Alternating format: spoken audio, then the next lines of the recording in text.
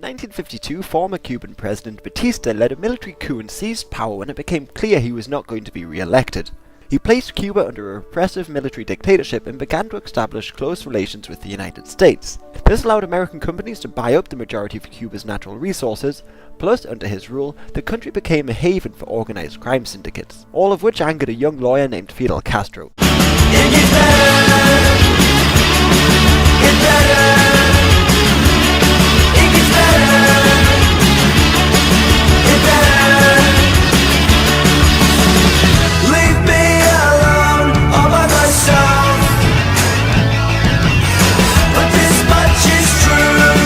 Castro put together a group of 138 men and, on July 26, 1953, attacked an isolated barracks at Moncada in the hope of securing more weapons. The attack was a disaster and the rebels were fought back. Most of those who were not killed were captured, including Fidel and his brother Raul. The public trial of the captured rebels helped turn public opinion in Castro's favour when he argued against the dictatorship and said, "History will absolve me." He was sentenced to 15 years in prison, but Batista was under international and domestic pressure for reforms and released the political prisoners in just 2 years. Fidel and Raul fled to Mexico to regroup and make new plans for the revolution.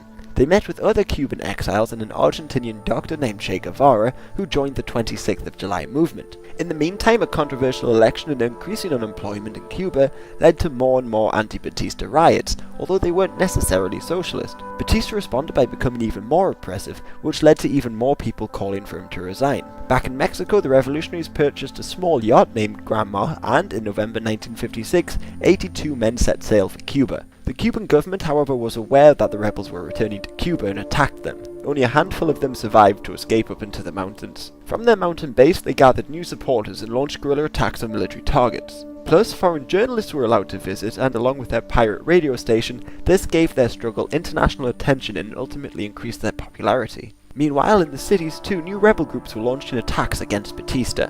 Angered and desperate, in 1958, Batista sent a large army into the mountains to try and flush the rebels out once and for all.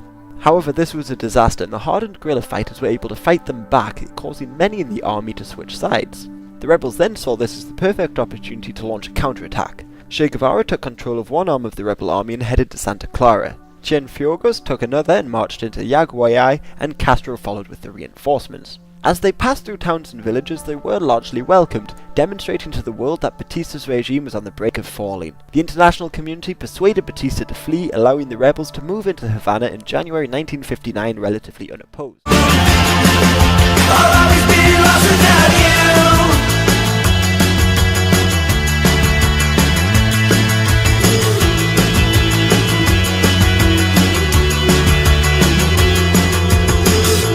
Open wide and insecure. The revolutionaries took control of Cuba, and their leaders, Fidel, Raul and Che, consolidated their power by wiping out all remnants of Batista from the island, and arrested and killed many of his old supporters. This, as well as a few other repressive laws, led to a large number of people fleeing to the US. On the other hand, they nationalized the land that was owned by US companies, shut down the mob's casinos, and set about reforming and improving health facilities, housing and schools. These socialist policies angered the Americans, who decided to place economic sanctions on them. The US would also go on to aid a group of Cuban exiles in an attempt to oust Fidel Castro in 1962. But the infamous Bay of Pigs invasion was a disaster. In the aftermath of the Bay of Pigs invasion, Castro announced that Cuba was a socialist republic and rushed into seeking an alliance with the Soviets. Fall asleep dreaming of something far less pure. It sits on my chest and stops my breathing. I fall asleep staring at the ceiling.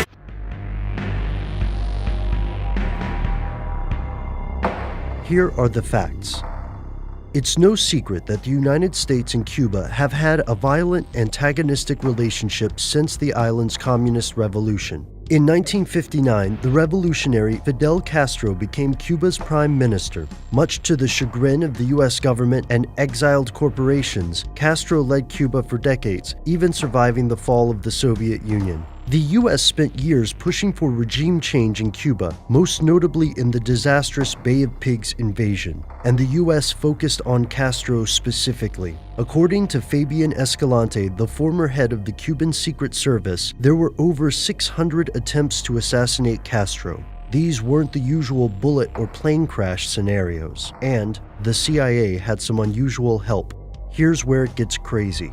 The first documented plans to assassinate Fidel Castro date back to 1960. Escalante claims that every US president from Eisenhower to Clinton has, at some point, attempted to kill Castro. While it's impossible to verify the specifics of Escalante's claims, it is clear that numerous plots existed. It's also clear that many of the plans never moved past the drawing board. These plans range from the plausible, such as having Castro's mistress poison him, to the outrageous, such as exploding cigars. Many of these assassination attempts involved poison, whether it was to be injected via a hypodermic needle, mixed into a milkshake, or spread inside a wetsuit. But not all of the CIA's alleged plots centered on killing Castro. Plans to dose him with LSD or remove his facial hair were meant to discredit the leader rather than kill him. While these operations might sound ridiculous today, they were treated with the utmost seriousness and secrecy during the Cold War. And, unfortunately, plots to assassinate world leaders are not unusual in the dirty game of international politics. So the CIA's decades-long cat-and-mouse game with Castro wouldn't be that extraordinary if it wasn't for one intensely disturbing detail. According to documents released in 2007, the CIA knowingly worked with members of the Mafia to assassinate Fidel Castro in the 1960s. Before the revolution, the Mafia had immense power in Havana. When Castro took over, he kicked out the crime families along with foreign corporations. With these enormous financial losses, the criminals certainly had the motivation to see Castro dead. Through meetings with a Mafia member named Johnny Roselli, the CIA eventually partnered with Momo Salvatore Gincana and Santos Traficant, the head of the Cosa Nostra in Cuba. The group picked a Cuban official named Juan Orta to carry out the assassination with poison pills. Orta eventually wanted out of the plot, and despite partnering with organized crime, the CIA was yet again unsuccessful.